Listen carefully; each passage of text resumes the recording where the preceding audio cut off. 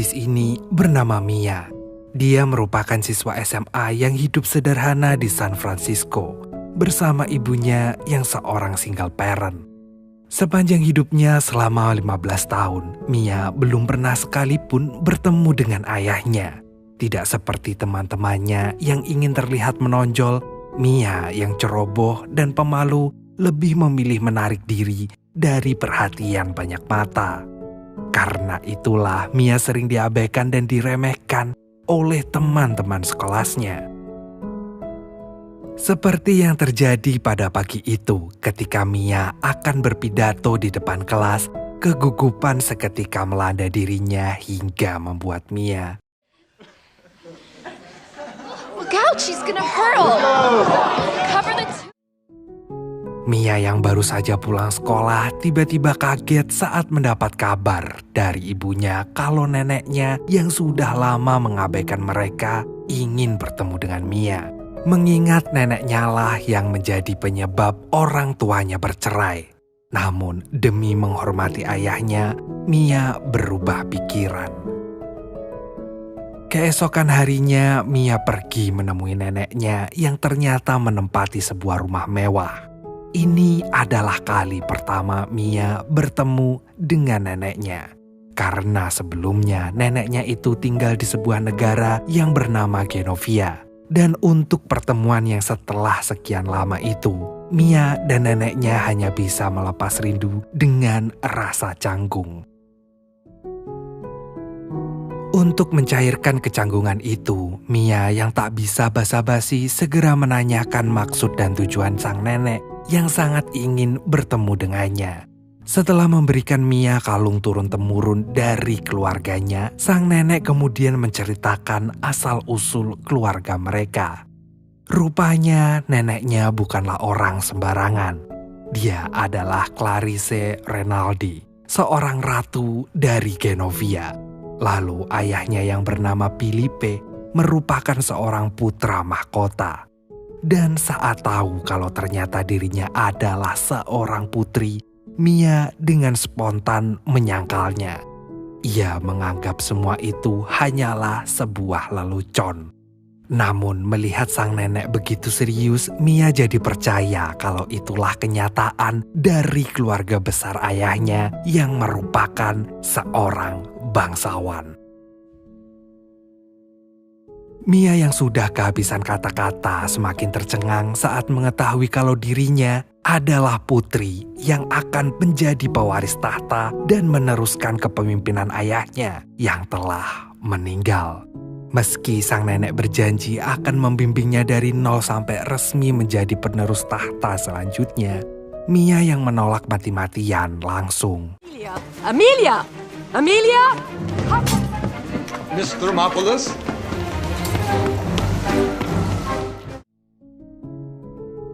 Sesampainya di rumah, Mia melampiaskan kekesalannya pada ibunya yang selama ini telah menutupi kebenaran kalau dirinya adalah keturunan bangsawan. Walaupun alasannya karena ingin melindungi dan melihat Mia hidup normal seperti anak lainnya, namun identitas aslinya itu benar-benar membuatnya ingin istighfar. Di hari berikutnya, neneknya tiba-tiba datang ke rumah Mia.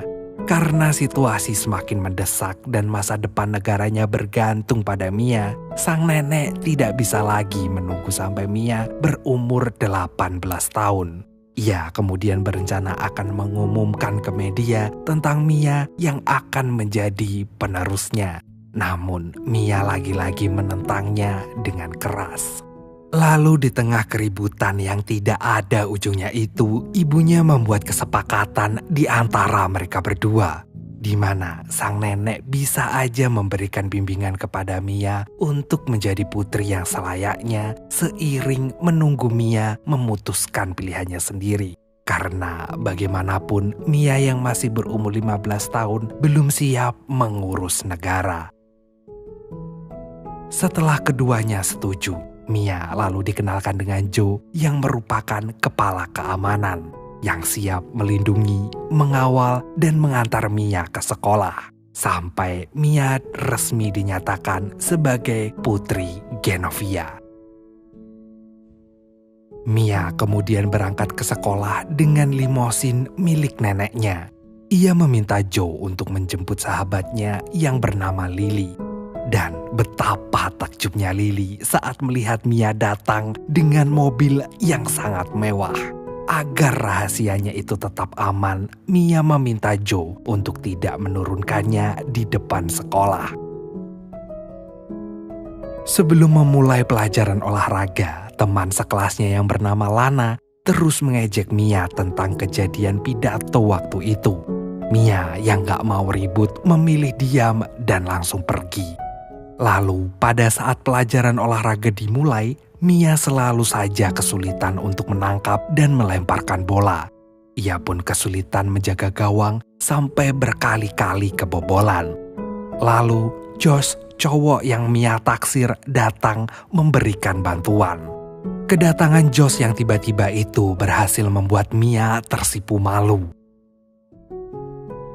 Dan seusai jam sekolah berakhir, Mia segera pergi ke rumah neneknya. Untuk memulai pelajaran pertamanya sebagai seorang putri, neneknya mulai sibuk mengecek penampilan cucu sematawayangnya itu, mulai dari ujung rambut sampai ujung kaki.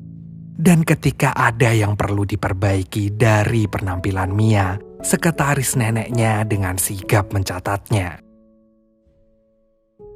Sejak hari itu, setiap pulang sekolah, Mia selalu rutin ke rumah neneknya untuk belajar semua etikat putri kerajaan, mulai dari drop the shoulders, we think tall. But enough etiquette for the day. And spin into me, spin into... Beberapa hari selanjutnya, demi memakeover penampilan cucunya, sang nenek rela memanggil penata rias dan penata rambut yang bernama Paolo. Namun sebelum memulai pekerjaannya, Paolo dan timnya diminta untuk menandatangani perjanjian tentang kerahasiaan Mia sebagai putri bangsawan. Dan tanpa banyak basa-basi, Paolo mengerjakan pekerjaannya. That child would have your eyebrows. It does nothing.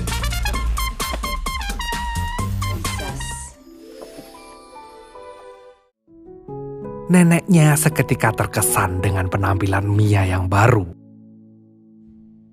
Keesokan harinya saat berangkat ke sekolah, Michael yang merupakan kakaknya Lily langsung terpana saat melihat penampilan baru Mia yang sungguh berbeda 180 derajat.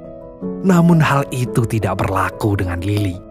Begitu melihat Mia bukannya terkejut dan ikut senang, Lily malah menghina dan mengkritik habis-habisan penampilan baru Mia. Sampai gak sadar dia telah menggoreskan luka di hati Mia. Dan dalam diamnya, Mia yang sudah tidak tahan lagi meneteskan air mata. Meski Mia sudah berusaha menutupi rambut barunya dengan topi, hal itu tidak lantas membungkam mulut Lily. Yang ada, Lily malah semakin gencar mengomentarinya. Mia yang sudah muak segera menghentikannya dengan teriakannya. Mia capek, gak ibunya, gak neneknya, dan sekarang Lily pun ikut-ikutan mengaturnya. Akhirnya Mia terpaksa membocorkan rahasianya. Jika Mia sebenarnya adalah seorang putri dari keluarga bangsawan. Mia lalu meminta Lily untuk tetap menjaga rahasianya. Pada hari berikutnya di tengah pembicaraan, Michael mengajak Mia untuk menonton latihan bandnya di hari Sabtu nanti. Tanpa pikir panjang, Mia menerima ajakan itu. Lalu Mia melihat banyak wartawan yang sedang berkerumun di depan sekolahnya. Mia baru saja datang dan seketika itu juga menjadi kejaran para wartawan. Rupanya identitas Mia sebagai putri bangsawan telah terendus media. Mia pun buru-buru menerobos masuk ke dalam sekolahnya. Gak berselang lama, nenek dan ibunya Mia datang ke sekolah untuk mencari tahu siapa dalang di balik semua ini. Dan Kemudian muncullah Paolo yang ternyata adalah biang keroknya. Ia mengungkapkan identitas Mia bukan karena uang, tetapi karena ingin dunia tahu kalau Mia bisa cantik seperti sekarang ini karena polesan tangannya. Tanpa bertele-tele, sang nenek langsung mengusir Paolo. Lalu pembicaraan pun berlanjut. Karena rahasia tentang Mia udah bocor, neneknya akan membiarkan semuanya tahu dan Mia akhirnya menyetujuinya. Dan detik itu juga, identitas Mia sebagai putri bangsawan resmi menjadi konsumsi publik. Dan kalau boleh memilih takdirnya sendiri, Mia ingin menjadi orang biasa saja. Mia ingin hanya menjadi remaja yang memikirkan cara untuk lulus dari sekolah, bukan ngurusin suatu negara. Malamnya Mia menghadiri acara makan malam bersama kerabat sang nenek. Awalnya makan malam berjalan lancar, namun saat Mia tak sengaja membakar lengan baju salah satu tamu dan menjatuhkan buah anggur, semua mendadak menjadi kacau balau. Neneknya yang melihat kelakuan Mia itu hanya bisa menahan malu. Tapi siapa sangka kelakuan Mia yang dianggap petaka itu malah membuat para tamu terhibur. Setelah kejadian itu, Mia benar-benar malu dan rasa sesal langsung menghinggapi dirinya. Neneknya yang melihat Mia murung segera mengosongkan harinya demi menghibur cucunya itu. Mia kemudian mengajak neneknya bermain berbagai macam permainan di time zone dan gak lupa ngambil foto bersama. Lalu di sela-sela obrolan mereka, sang nenek membahas tentang ayah Mia yang ternyata sempat menolak menjadi pangeran saat bertemu dengan ibunya. Namun karena sudah panggilan hati ayahnya, ia tak bisa melupakan cintanya kepada rakyat dan negaranya. Setelah selesai ngobrol, mereka berdua pun pulang. Namun di tengah perjalanan tiba-tiba...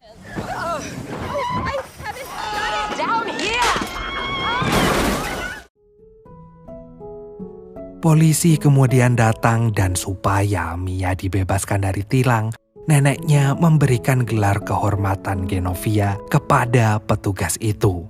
Dan karena itulah Mia gak jadi ditilang. Petugas polisi itu malah mengantarkan Mia dan neneknya pulang. Sejak identitas asli Mia terungkap, Mia yang dulunya seperti makhluk tak kasat mata ini kini menjadi pusat perhatian banyak orang. Bahkan sampai ada yang meminta tanda tangannya. Sementara Lana yang suka membuli Mia malah mengaku-ngaku sebagai bestinya Mia. Berkat popularitas yang menanjak itulah, Josh mulai melirik Mia. Bahkan Josh mengajak Mia untuk menghadiri pesta pantai bersama dan dengan cepat Mia menerimanya. Mia yang kegirangan segera menghampiri Michael. Ia meminta maaf pada Michael karena harus membatalkan janjinya dan lebih memilih pergi bersama Josh. Dan tanpa sepengetahuan Mia, kabar itu sudah menghancurkan hati Michael.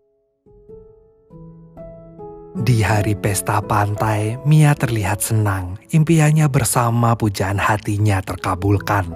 Mereka menghabiskan banyak waktu bersama. Sementara di sisi lain, Mia lupa mengabari Lily kalau dirinya tidak bisa menghadiri siaran langsung channel YouTube-nya. Lalu ketika sedang asik berdansa dengan Josh, Mia tiba-tiba dikagetkan dengan kemunculan seorang paparazi. Josh segera ngajakin Mia bersembunyi, dan saat dirasa cukup aman, Josh ngajak Mia keluar.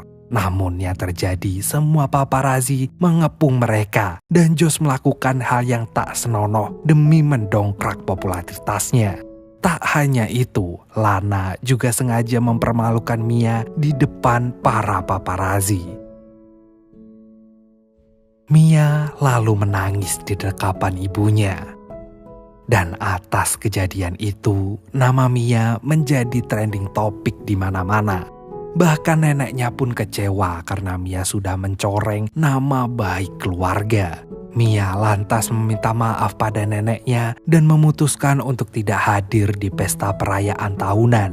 Meski begitu, sang nenek memperbolehkan Mia untuk datang bersama teman-temannya, kecuali Josh yang udah bikin onar. Setelah Mia pergi, Joe langsung masuk ke ruang kerja sang nenek. Ia ingin sang ratu memahami usia Mia yang masih muda.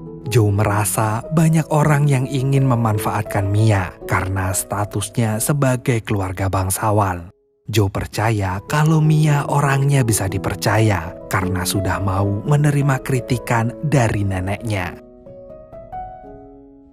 Keesokan harinya setelah sampai di sekolah, Mia segera meminta maaf pada Lily karena telah membatalkan janjinya secara sepihak dan mematahkan hati kakaknya, Michael. Lily yang begitu kecewa dan bersikeras gak mau memaafkan Mia akhirnya luluh saat Mia memutuskan untuk mundur menjadi seorang putri. Dan sebagai permintaan maafnya, Mia mengundang Lily ke acara pesta tahunan Genovia.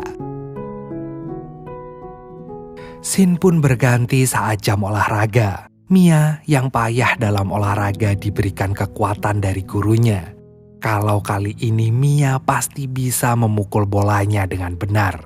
Dan begitu melihat Josh terus mengejeknya, Mia yang jengkel pun memukul bolanya. Dan yang terjadi kemudian,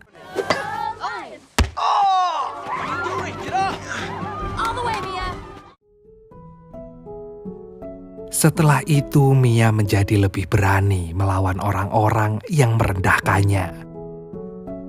Malamnya, Michael datang ke rumah Mia untuk mengantarkan mobil tua Mia yang masuk ke dalam bengkelnya. Atas kejadian waktu itu, Mia dan Michael menjadi canggung satu sama lain. Dan untuk mencairkan suasana itu, Mia mengundang Michael ke pesta tahunan Genovia. Itu semua karena Michael masih merasakan betapa sakitnya dicampakkan oleh seseorang yang ia sayangi. Michael tidak ingin menerbangkan harapannya lagi kalau pada akhirnya hanya untuk dijatuhkan sejatuh-jatuhnya. Di hari perayaan pesta tahunan Genovia yang akan digelar nanti malam, paginya sang nenek ke rumah Mia untuk menyerahkan diari yang ditinggalkan ayah Mia sebelum kematiannya. Diari itu menjadi kado ulang tahun Mia yang ke-16. Dan setelah kejadian Mia di pesta pantai, neneknya memutuskan untuk tetap memilih Mia sebagai penerus Genovia. Dan akan mengumumkannya saat acara pesta tahunan. Namun Mia yang merasa tidak pantas segera menolaknya. Ia takut akan membuat neneknya kecewa lagi dan malah menghancurkan masa depan Genovia. Mia merasa tanggung jawab itu membebani langkahnya. Karena Mia sudah menentukan pilihan, neneknya pun menerimanya. Ia ingin Mia sendirilah yang mengumumkan kabar itu di pesta nanti malam. Namun mengingat sejarah Mia yang selalu kacau saat berpidato, Mia lalu memutuskan untuk kabur. Ia mengemasi semua barang-barangnya, tetapi saat sudah bersiap akan pergi, Mia gak sengaja menemukan sebuah surat dari ayahnya yang berbunyi, "Keberanian bukan berarti tidak takut, tapi menilai ada hal lain yang lebih penting dari rasa takut. Orang yang berani tidak hidup selamanya, tapi yang berhati-hati tidak hidup sama sekali." Dan seusai membaca surat dari ayahnya itu, Mia lantas mengurungkan niatnya untuk kabur. Surat itu memberikan kekuatan untuk Mia yang sering melarikan diri dari masalahnya. Tidak peduli seberapa kerasnya hujan menghalangi langkahnya, Mia tetap melaju bersama mobil tuanya.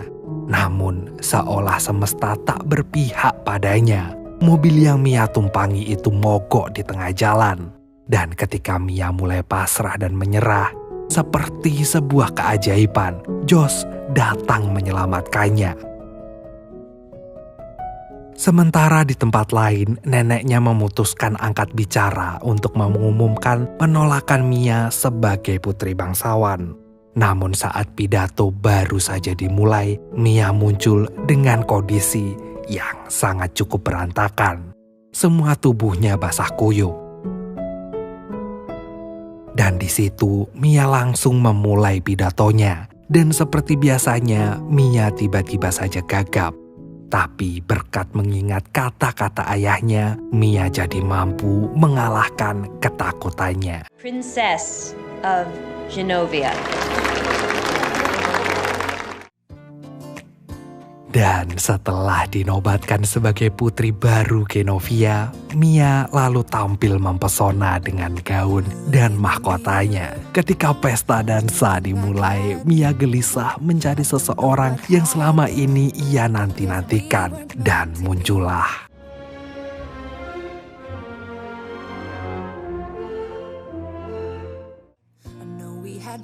beberapa waktu kemudian, Mia dan ibunya pindah ke Genovia. Mia pun bersiap menjalankan tugasnya sebagai putri baru Genovia.